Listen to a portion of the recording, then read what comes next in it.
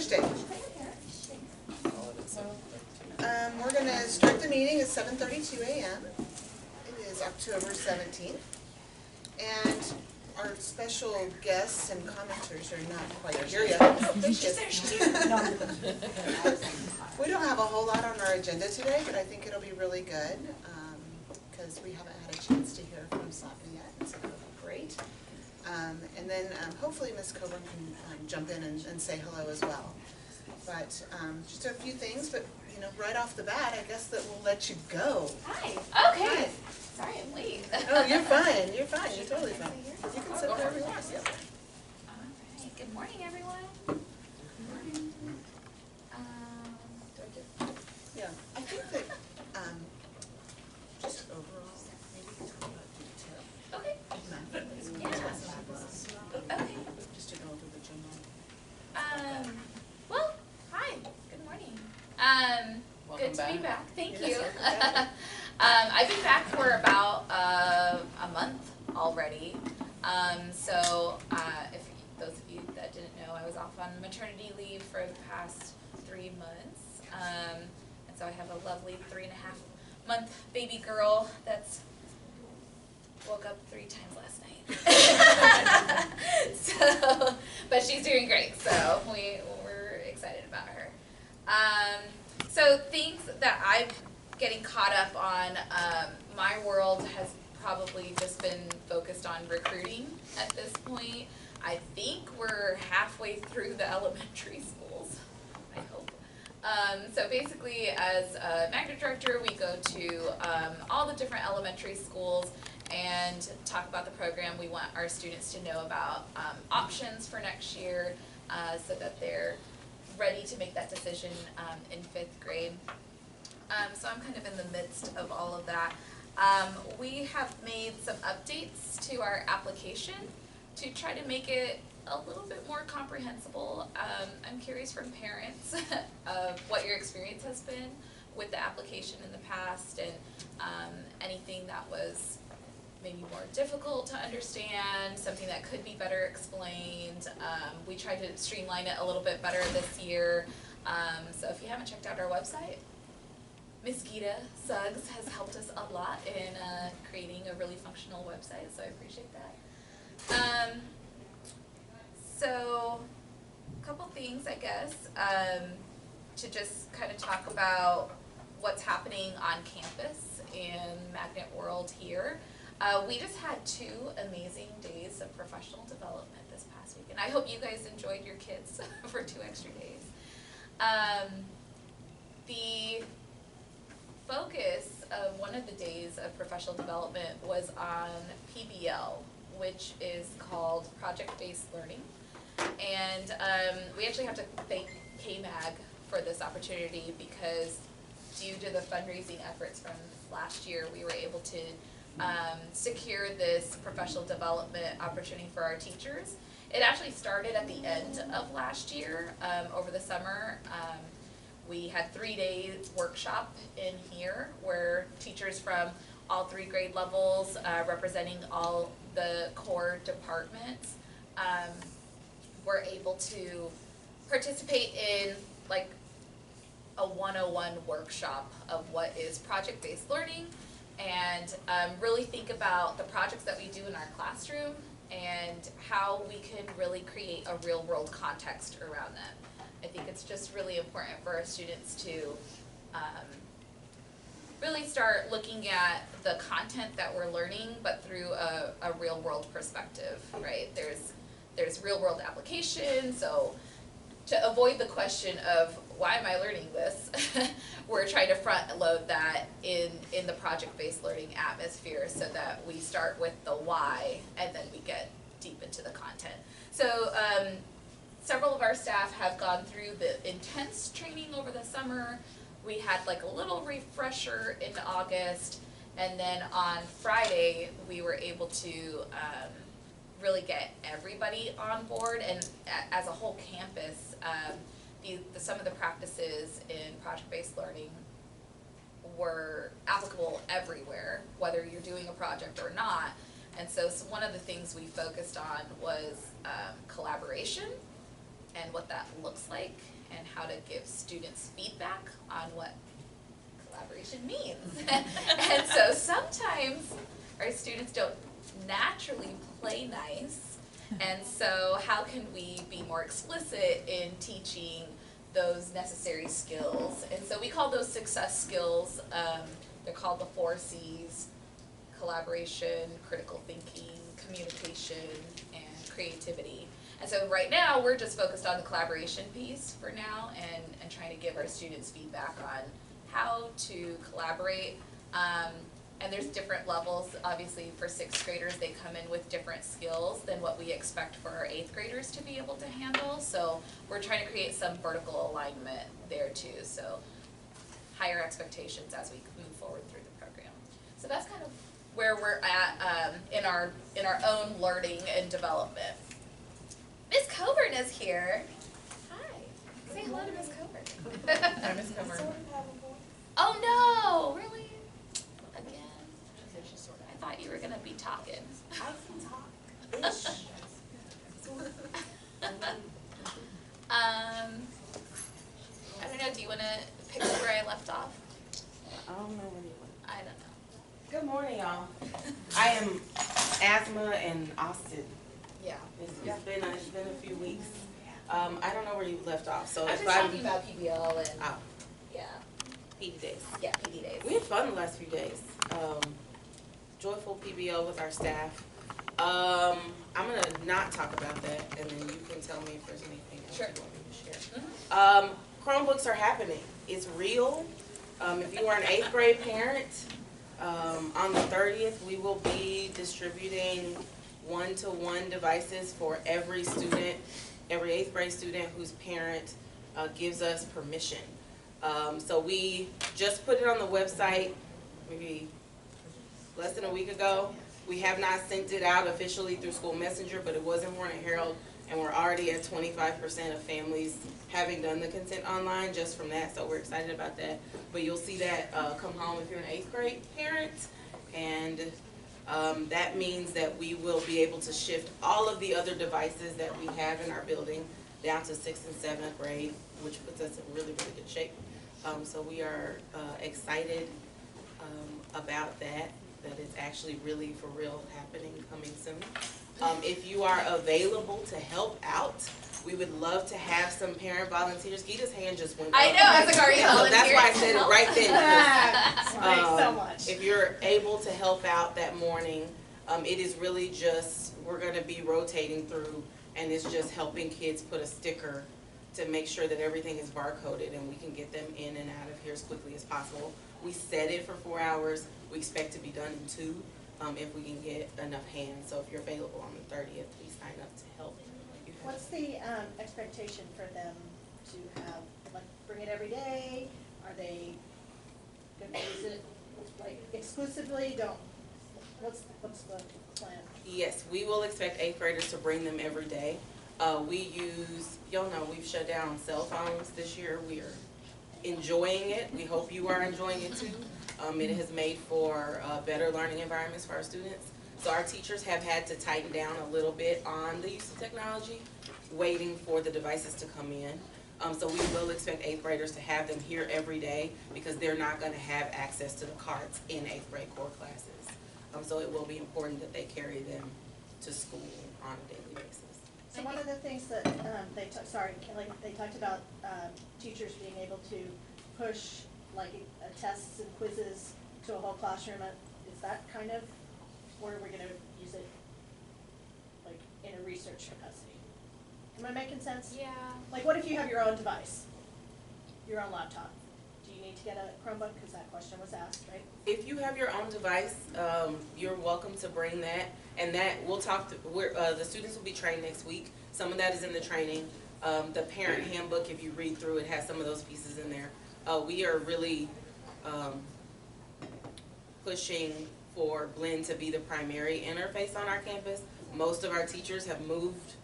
Even the reluctant few moved most of their Google sites into Blend. So if your student has their own device, they'll still be able to access everything through there. There's not the maintenance and the support and the like be prepared to train your student on how to keep up with their own device. If they're bringing their personal device, it's a little bit different in terms of like school accountability and support. But if that's the device they prefer to use, they're welcome to bring it. It cannot be a handheld size device, not a cell phone, not a tiny tablet, something that is computer size that fits into the kind of the structure of the classroom.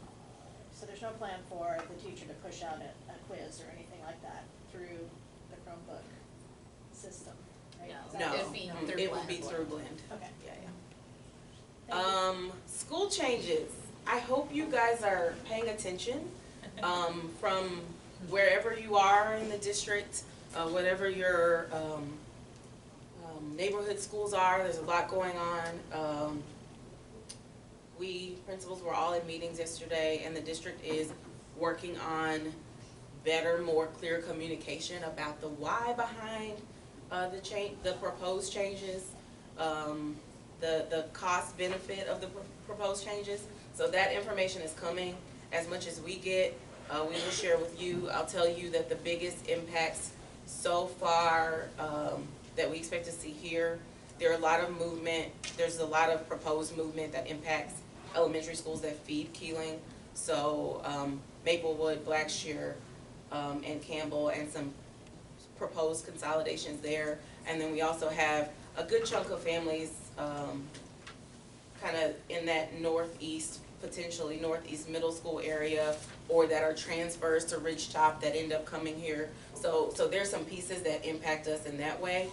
The most direct stated impact that y'all probably haven't seen, because it's kind of in the bottom of all the documents, is the kind of normal and necessary conversation about magnet emissions. I have no idea where that conversation is going.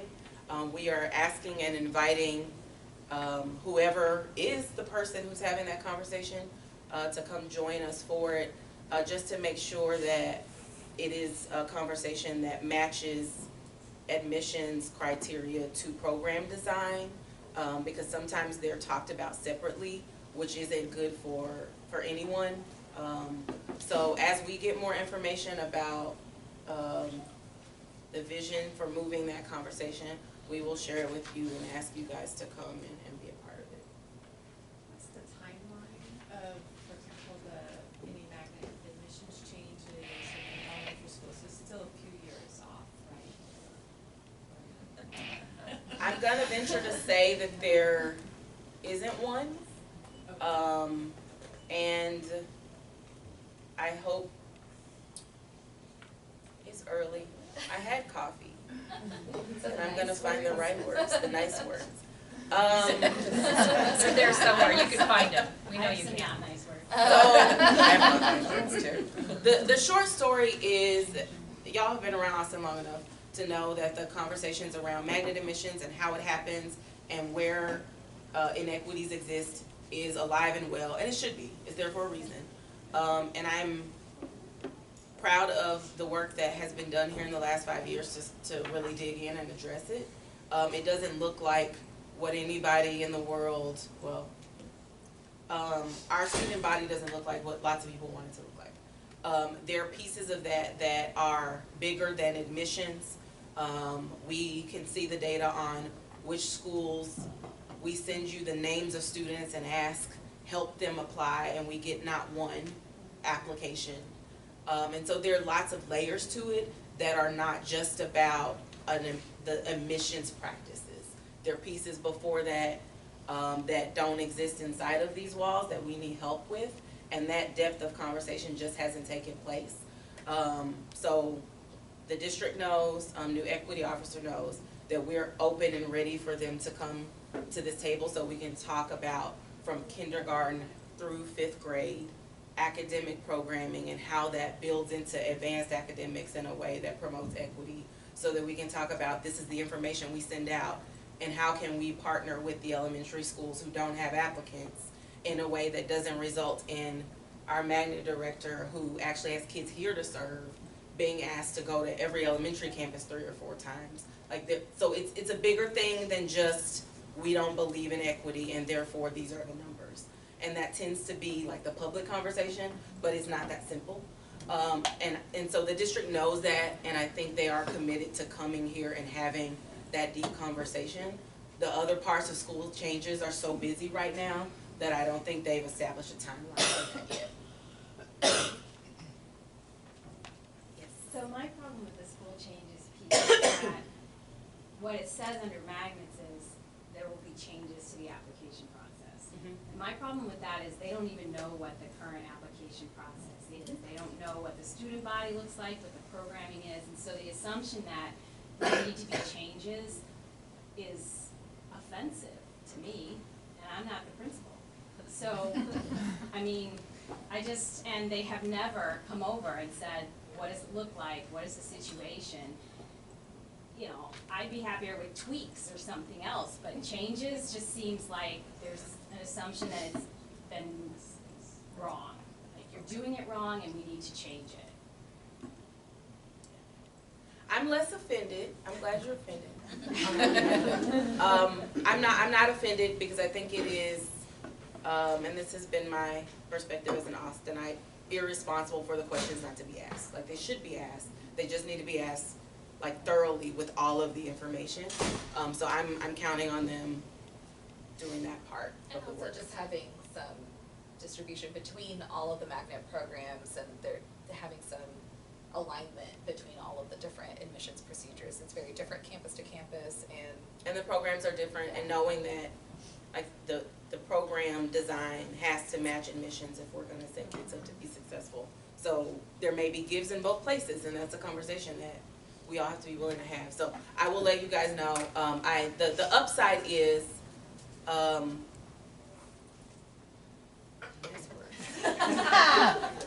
okay. the upside is that there is so much necessary attention around any magnet change that I have zero belief that there's going to be a top-down directive that says overnight. Like, that just doesn't happen around here. So I'm confident that it'll be a conversation that we are, as a community, a part of. Just to make sure I understand, so is it right that in the school change plan that they have out right now with all the specifics about like this school's gonna close, that school's gonna close, the only thing it says about the magnets is the admissions process is gonna be changed, and there's no explanation of, Correct. Yeah. that's it, okay, Yes. okay, just got it. I'll just give like a personal experience. So my daughter applied, I came to I was one of the tests. I think when they had to do their rating test, there was a family here that was trying to get information. They were not English speaking, and they didn't have the Parent Cloud, and they had all the paper, and they had written, the son had applied, like he had heard about it. I didn't even remember what elementary school was, elementary school south. I spent, because I was like, I just gonna go off the track when she just did. I spent almost an hour helping them, because, I didn't know you had to put an S, you didn't need the S before the student ID or something, because I was trying to, they had to register for the cloud, we had a smartphone, so I walked them through the whole process, but while I was here, I thought, how many other families are like this? And there was a long line around this hotel, there was no staff that spoke Spanish, so I was like, well, I can do my best. But I think when you say school admissions process, the process does include like the equity of applying, and how do you give the parent support specialist in elementary schools? Because I think Ms. Patel is like, you need to talk to your counselor, like, and then so we got all the way down until they need the emails for the teachers. Like, we did everything, so the grades would be transmitted, the scores would be transmitted, and I'm like, and so we saved their password and their username. I'm like, take this and go to 2 teachers to get your emails, and then you're done. Because everything else would have been like lots of trips back and forth, and they were literally trying so hard. So it just, anyway, that's just my one story feedback. Yeah, Thank and you. so she does a lot that y'all don't see. Yeah.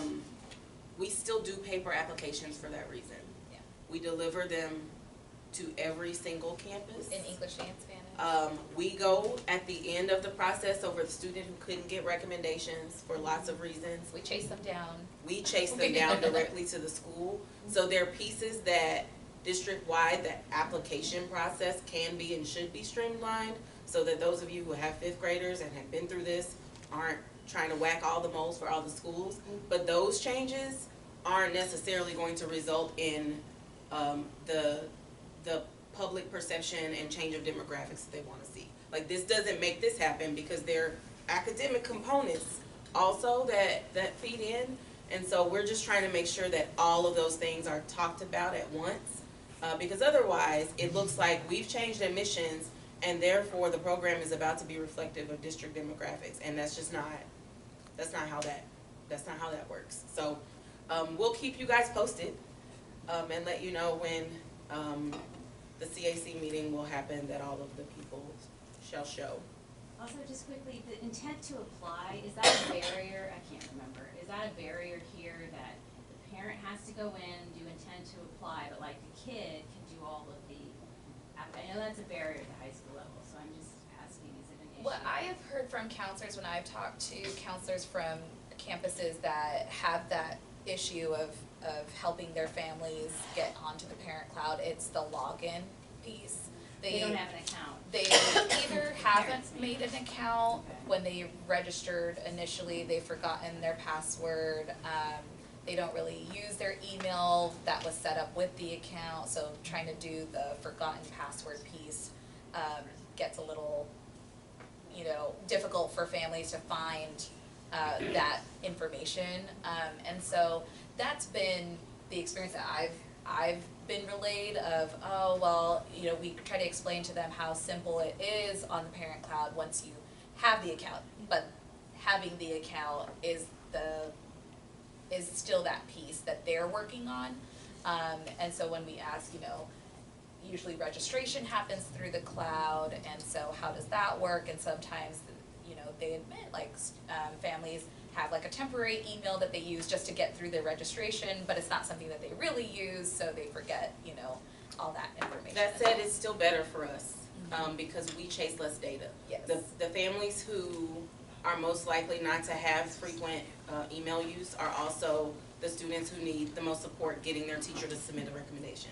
They're the students who we have to, and so we can still see it on our side. We can go in and find all of those students through that system and pull their report cards and pull their STAR scores and not have to do that chase down. So even if clicking the intent to apply button isn't easy for everyone, it still has made it a lot easier for us to get all the information we need for our students. So there's a... Would it be helpful though if the students who could set up the accounts and do all the application could hit the button intent to apply? Right now it's parent only. Yeah. I think that was something that somebody had asked is, can my student log in, or can the students log in? And right now, it's not possible, but if that might be something that counselors would be able to help students with on campus without having to get the parents, but I think there still has to be that parent involvement at some point of, maybe a signature page or something that we receive, that they know about this as well. Yeah. So one of the things we did at Showcase last year, if I remember correctly, we had all the laptops set up, and we had people log in just to say they were here, right? Mm-hmm. Sign in, and then, but we did have a bank of computers for people to do the parent cloud. We had a setup in here. Okay. So I'm gonna add to that. Okay. One thing that LASA does at their COGET testing day is they do have a representative from AISD that can reset passwords and stuff at the time of the test.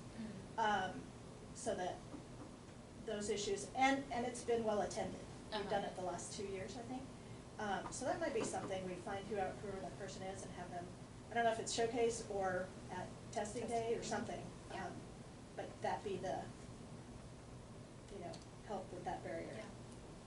Yeah, we'll keep some of this feedback we push to the district, because we would like it to be district systematized. Yeah. We have 83 elementary campuses, and so the more we, that's part of the battle. Right. How much of this should be Keeling responsibility, because then it takes away from our admin team's ability to support the students and staff that are currently here, and so there has to be some district-wide systems that can help carry the load.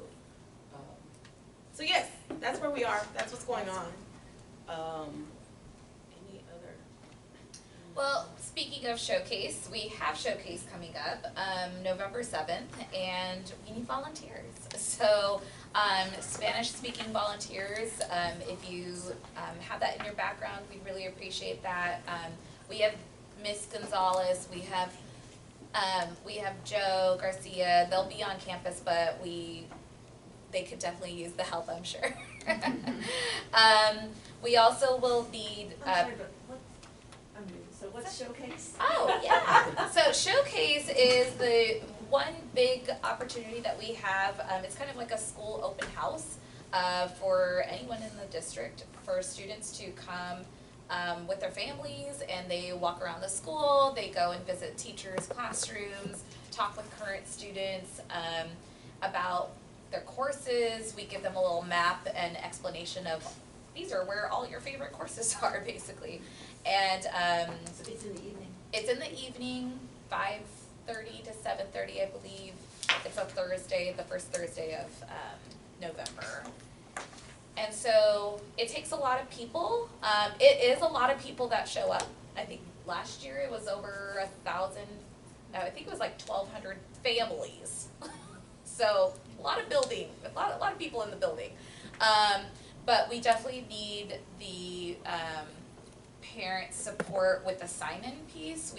Last year we did Chromebooks, and I really liked that because it gave us some important data on who came, so that we could follow up with those students. And so we'll probably do something similar. So if you're tech savvy, let us know, and you can help us troubleshoot the sign-in piece.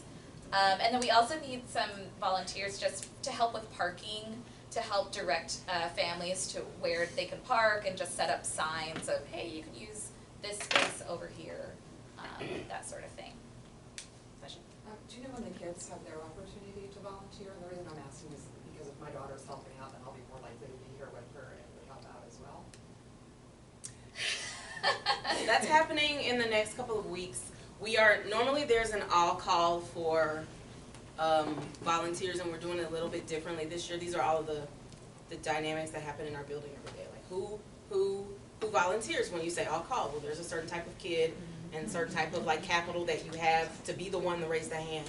So if that's the way we go about it, do we give every kid an opportunity really to participate? So we're shifting a little bit, towards the end of this week, teachers will be claiming who they think they're going to ask. Then we're gonna talk about, as a team, like, do we have everybody that we wanna have? Is the same teacher getting the same 5 kids?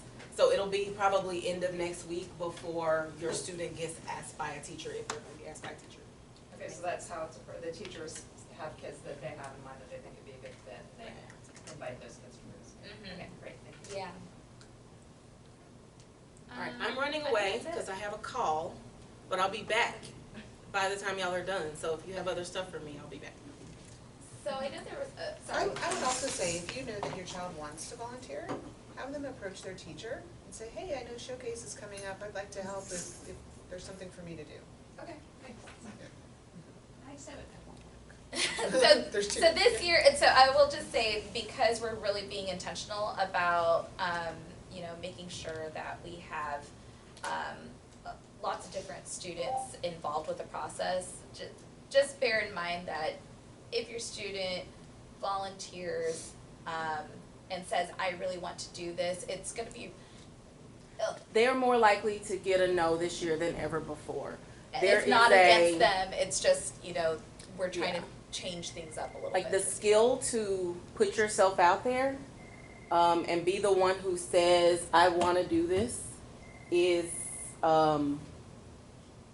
attached to certain type of privilege. Like my kid can do that because my kid has been trained to do that. She came from my house. Like we've taught her how to do that. You guys have taught your kids how to do that. So we really have to, as a staff, put some bars in place so that the kids who've been trained to ask that question aren't always the ones who get picked. So that's a kind of a conversation that we're having right now. So just like be prepared to tell your kid, it's not that you're not good if you didn't get chosen. It's that we're trying to make sure that every student whether or not they step out in that way on their own has that opportunity. Give everybody a chance. Yeah, And I'll just say how much I appreciate that. Because I remember coming to a meeting and the kids that were speaking to the parents, I got a little like, ooh, is my son gonna find his people here? Because I wasn't seeing the particular personality type. But then it occurred to me, well, these are probably the kids that wanna be like, you know, I think Right. some of them were involved in maybe theater, or they were really comfortable being in front of people. And so I appreciate the fact that you're seeking all different types of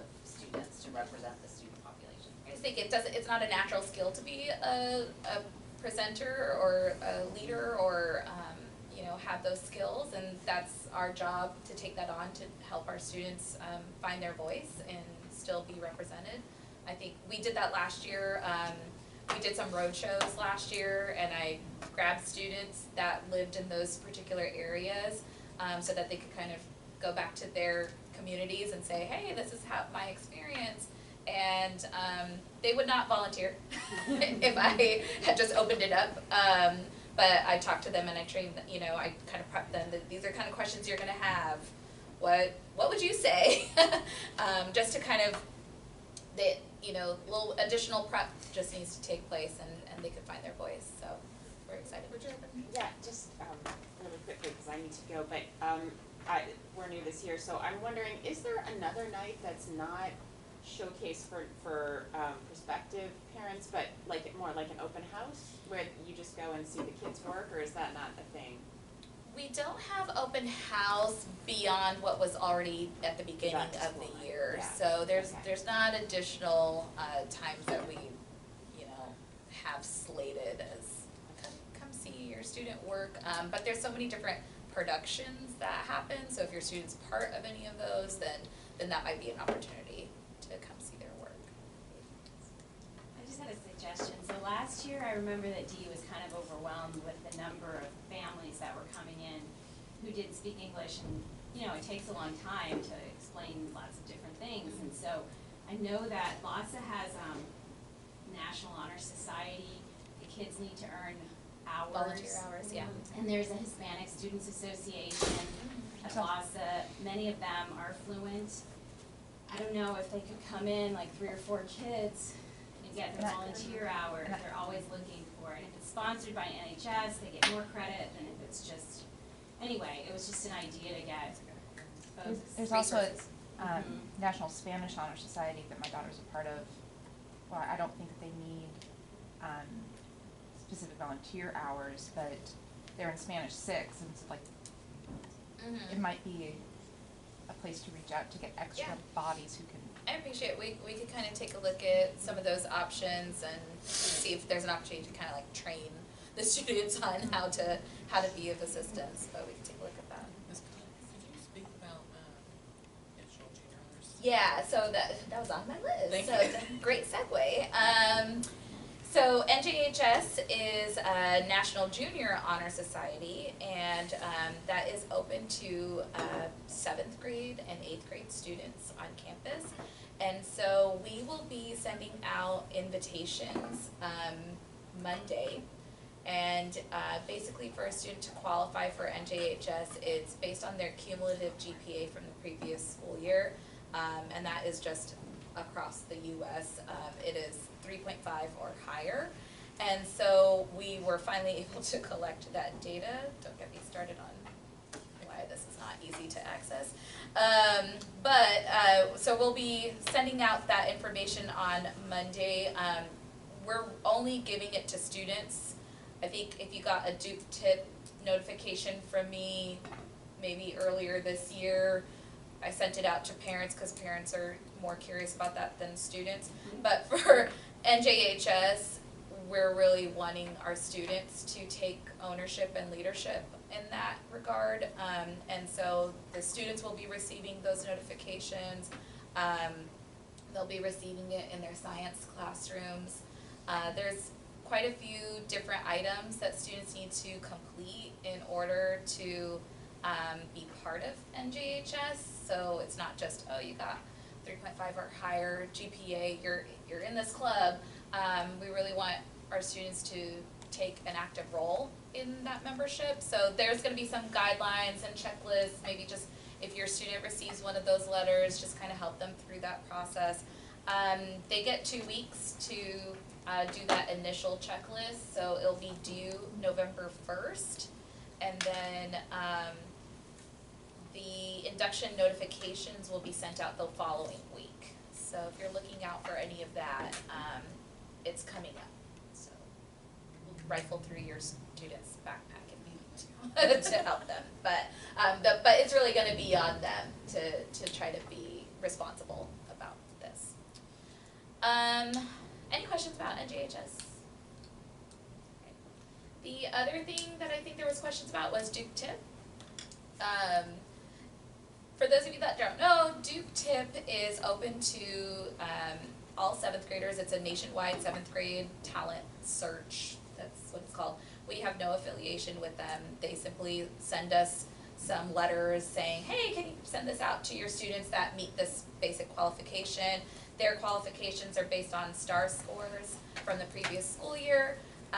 So there's a certain cutoff that they let us know about for math or reading, and it's based on their 6th grade STAR scores.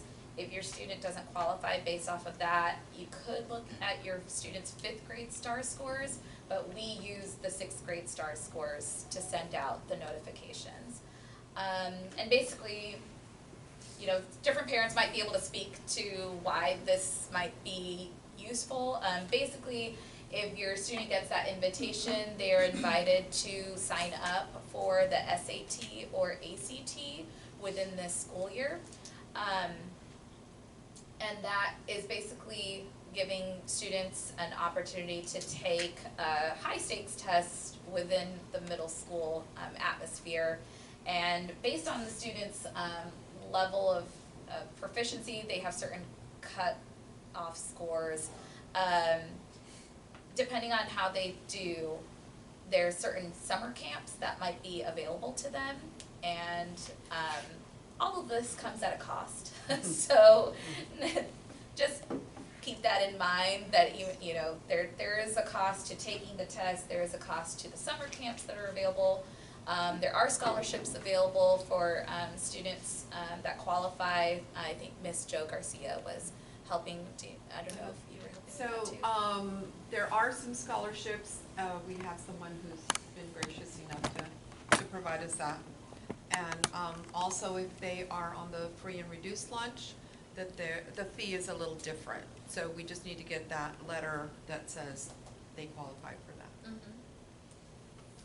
So yeah, I don't know if there's any specific questions about Duke Tip, or you know, I know there's some families that have participated in it in the past. They could probably talk to you more about their experience with it.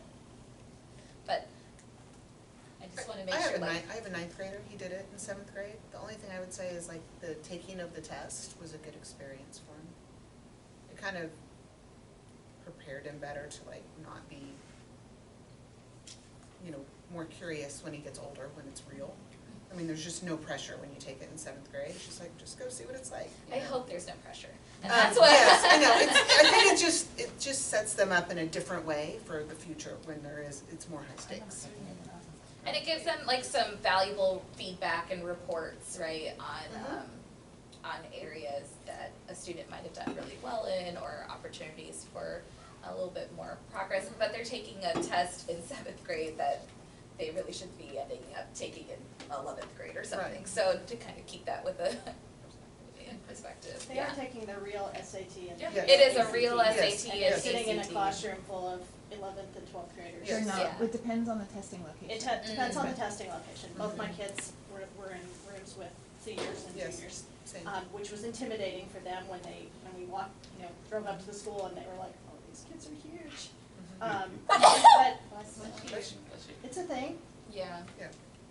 I did it in 7th grade. Question? Yeah, well, maybe more of a point, because I think the point was that 7, I think this is right, is the last year a kid can take the SAT without it counting or being ever published anywhere else. So if they do it in 8th, that's maybe not the case, or 9th or 10th.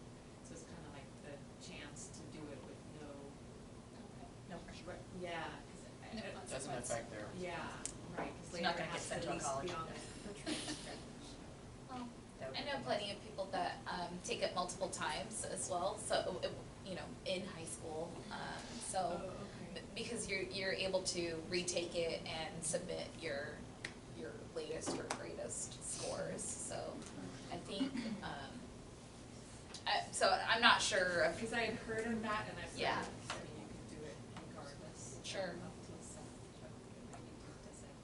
Yeah, and it might just help students just kind of release the butterflies and kind of just experience that.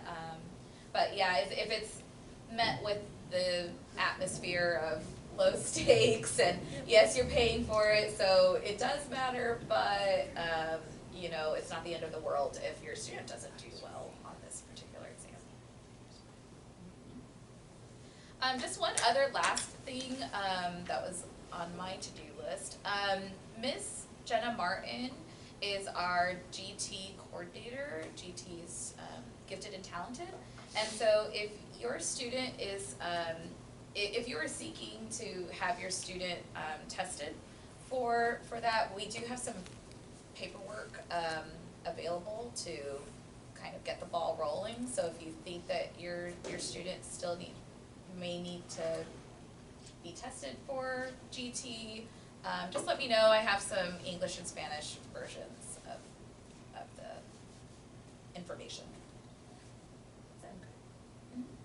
So the GT classification, that's something independent of qualification for the magnet, because I think we did get an email from her based on previous testing before we actually moved to us.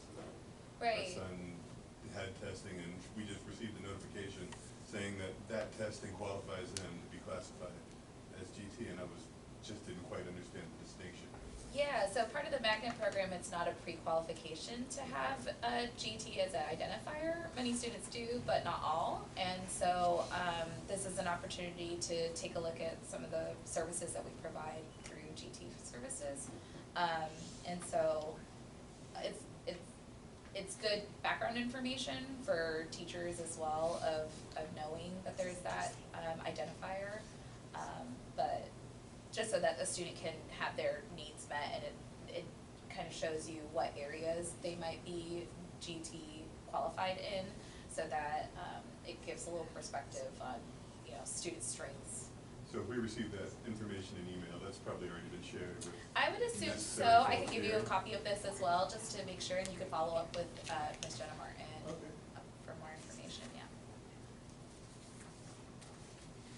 Any other questions? So I guess I have a question about that. My daughter got tagged in elementary school, but our experience on the ground was that there were no resources to provide any other kind of additional support, especially because it wasn't a pull-out program. You know, and volunteering a lot at the school, I completely understood why there was, you know, teachers were stretched to just provide what they were providing, which was an overall good education. But since they're in a magnet program, which is already somewhat accelerated academically, I mean, what kind of services do they are actually provided in addition to the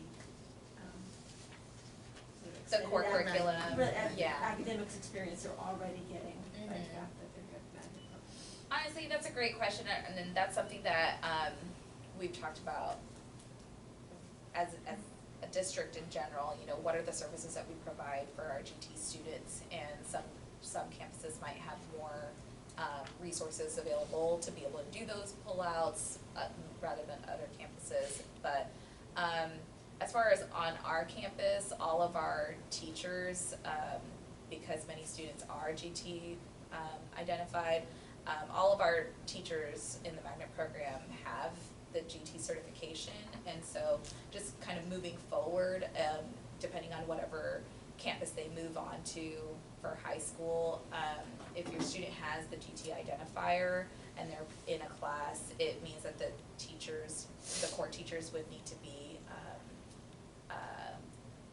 certified to be able to adjust and differentiate instruction to meet their needs. And so it would happen in the classroom, it doesn't have to be in pull-out form.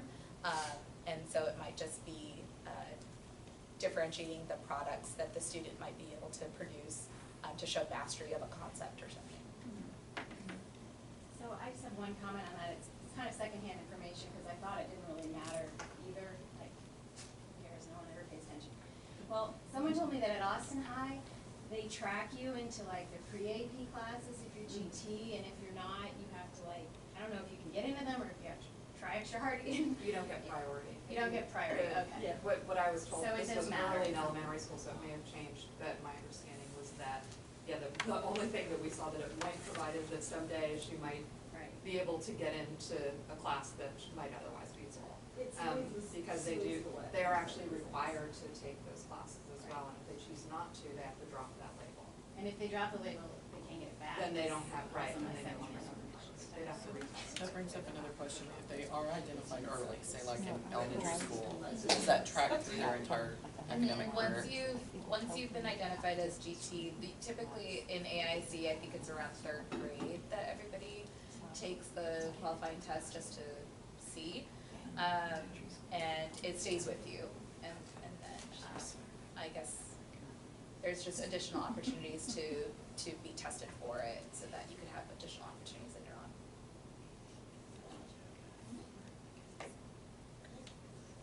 So can I backtrack a question on Duke Tip real quick? My son, previous to this year, all his testing has been ERB, so I'm wondering how that fits in. The nomination. I think you can look at, there's a list on the Duke Tip website of different qualifying tests, and because they sent it to districts, we just use STAR as the indicator, and so that's how we push out the letters. But you can definitely look on Duke Tip website, and they have different state assessments. I don't know if they have alternative state assessments, but you could definitely look and see. So if he didn't have STAR scores to go off of, he wouldn't have automatically been. No, yeah, we classified. just run the report based off of STAR, since that's the qualifying measure that they send. Thank you. Yeah. Yes. Well, we're gonna move on. Wanna know if Ms. Gonzalez has any updates for us? Just a quick update, or reminder that we have our Thanksgiving community meal on November the 21st. And then also, we're changing up a little bit about how we pick up students after 3:30. If you are picking up a student after 3:30, you will need to pick them up in the cafeteria. We will no longer have students lingering out here in the front, and it's for safety reasons. So you will have to come to the cafeteria. And the other is to please remember not to park in front of the school between 2 and 5. It is still bus lane. And so the bus drivers are getting a little irritated with us when we have parents who are parking there. They're getting irritated with us, however, they're trying to be kind to you by not blocking you in. So we need to remember not to park in the bus lane between 2 and 5. So are you saying we have to come in to the cafeteria and get them, or can they come out? They can come out. If they've got a phone, just text them and say, I'm outside. Okay, and we can pull up by the cafeteria. Yes. Great. If they're being released from a club or something, are they still allowed to just exit the building? I would say they need to not exit through the front. They need to exit through the courtyard. Like back By parking the lot? cafeteria. By the cafeteria. Because mine usually just comes out back, I just leave it in the back parking lot. Yeah, if it's band, they come out Yeah. through the bag. If it's Exactly. Cyber Patriots, they Yeah. come out from the side by the gardens and things like that. Because from the clubs, I think the teachers just turn them loose, and unless they ask for a pass for a think tank, they just go. I mean, because they're They're a just store. walking everything else too, so that doesn't seem unreasonable to me, but I'm just wondering about the distance. What do you think?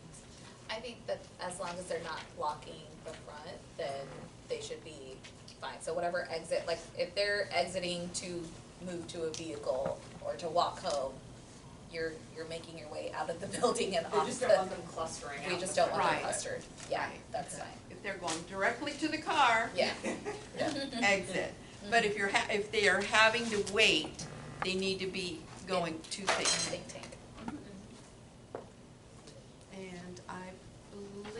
Some of you may be getting a call or a letter about immunization, so that's up and coming. We're making sure that all of our 7th graders have updated immunizations. That's something to look for. I had a question regarding lunch. Can you speak to the changes regarding them from lunch to class? Because Where's Coburn?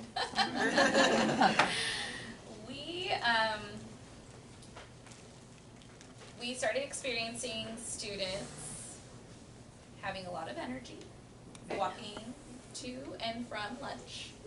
And actually we asked our teachers and advisory to kind of have a heart-to-heart with our students this week.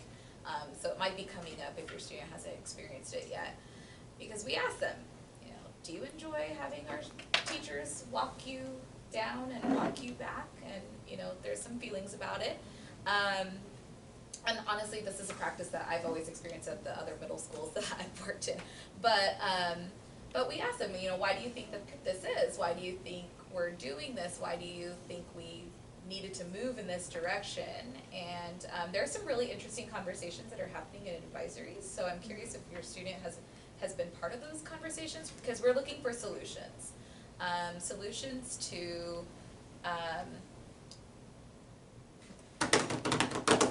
down a hallway during instruction. We're looking for solutions for the chatter and the loud screaming that could occasionally happen just for fun.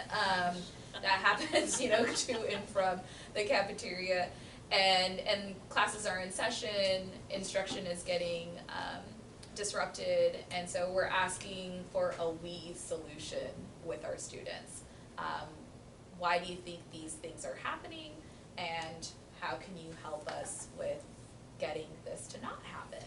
And so we're looking at all of the real solutions that students are proposing, and our advisory teachers are making a list of those solutions and sending it to our principal secretary, where our leadership, we're gonna look at it, and we're gonna look at some of the serious solutions that our students are really creative at sometimes creating, and we wanna kind of honor those opportunities as an alternative, but until we have those bigger conversations about what can we do beyond, our teachers are walking students down, picking them up to go back to class, and that's really just to maintain safety in the building, monitoring students, and keeping instruction from being disrupted. So that's why we made that change, and then we're trying to look and see if there's other ways to go about this, to still have these goals. The older students are probably the 6th graders, right? It was actually the 8th grade students that did not know how to walk back to class one day, and they got nice talking to. So it is not our 6th grade students only. I've got a 6th That's grade been student, she's communicated. already telling me about the 8th graders. It's like, oh, Yeah. my God, the 8th graders in my class. But I will say it happens in every grade level, and it depends on which lunch, you know, who the culprit might be, and so it's more than just a grade level, and it's more than just a lunch. It is a problem that we're trying to solve, and we're trying to involve our students in the solution. So if they don't like it, they can maybe talk to their peers about solutions. The feedback I got from my child was the class he has is much shorter, because by the time the teacher picks him up, by the time he gets to class, it's like 10-15 minutes late already. Right, they're getting late to classes, Yeah. the teachers don't show up, is what my son said. So we're making those You're fixes. not disrupting others, but then you have a shorter. Mine's the opposite, lunch is really short. Yeah. Yeah, they only And get it is 15 shorter, minutes. right, isn't it, this year than it was last year? Lunch, isn't it shorter this year? Yeah, there's It's the 30 same. minutes. Yeah, so we're working on some of the nuances that are occurring with the time it takes for a teacher to come down and pick up, and that time lag in instructional practice. So we're trying to create some solutions in as fast as possible way, but still maintain some kind of order. And so if our students are able to exit the classrooms without busting open the doors and, you know, screaming down the halls, then we'll. So is it we new wanna this do- year, or was it always like that, or like eighth graders just? I think it than became others? just very pronounced and noticeable this year. I think there's been concerns in the past, and we are trying to make the right changes so that instruction doesn't get disrupted.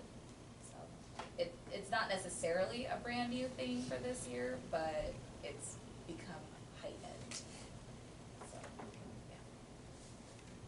I think adding in that extra lunch also is creating to it this year.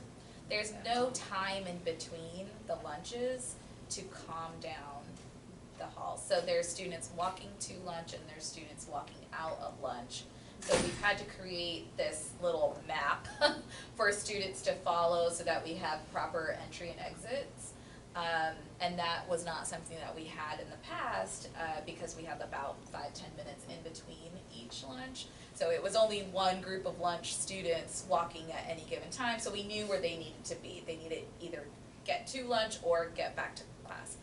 Now we have a transition time where there's a group going in and a group coming out at the same time, and it just requires more adults to supervise. And our admin staff, we're doing everything we can, but we have 50,000 places to be at the same time as well, so we're just asking for that teacher help in that process. 5 lunches. Okay, we're gonna move on. We want a fundraising update. Oh, yay. It's over. It's But- over. We raised $69,000. Yay! Which is 4,000 over our already nerve-wracking goal. So thank you all very, very much for all of your participation and generosity. It's mind-blowing, and I just can't believe how generous everyone is. Rajal and I will be out of here next year. We do have loud 8th graders, so we need someone or a couple of people, people who might think it'd be a good job for them and their friend, or to step up and do it for next year. And we'd like to go ahead and get that person sort of thinking about it and in place so that we can train them before we're gone, because we'll be gone. So that's all. Thank you all. Thank you. If any of you know anybody that you think would be perfect for that, Yeah, just then message reach out. us and, yeah. We can help recruit them. And it's really not a hard job. No, it's not. It's just, and it's only like a 3-month job. That's why I took it, because I wanted to be involved, but I didn't want to be like really involved. So, it's a perfect job for somebody who kind of wants to see a beginning and an end and be done. it all can be done at home, outside Yes. of coming to the meetings to give fundraising updates. It's all done from your computer at home, at night, in the morning, whenever you have time to do it. Right. And pester us. Yes, it drives me crazy. With our emails. Yes. Did you send it out? Did you send it out? Just keep bugging us, and we'll get it done. We just need the reminders. And you guys, I can't overemphasize the value of starting a job like that while you've still got people here who can hold your hand and walk you through and learn it all, because you're not going to necessarily think of all of the questions right when you start. And so Rajal and Meredith have kept wonderful notes throughout their process, but having them as a resource just to say, hey, how about this, and how do you do that, and all of that, it's so helpful. So please do consider stepping up to do that now, because now is the time. So yeah.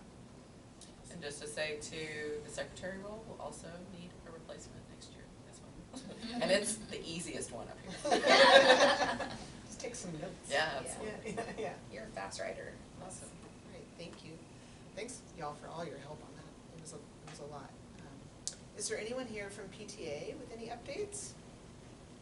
Thanks everybody for participating in Secret PAL.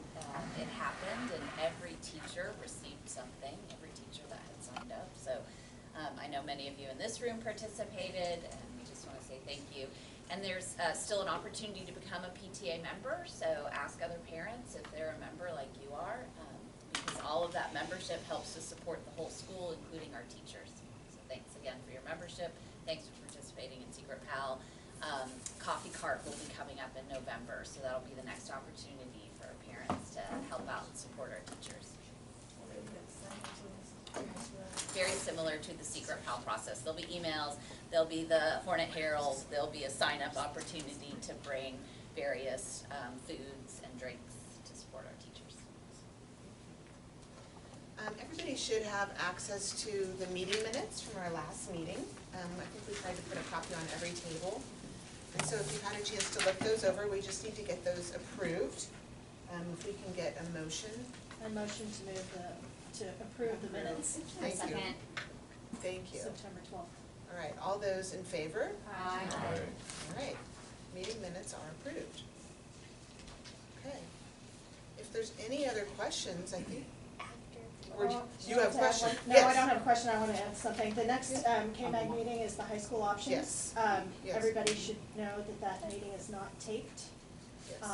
Because the parent panel that comes they don't want to talk about their kids' situations on video. So if you're interested in high school options, please attend. It's on November 14th. November 14th. At 7:30.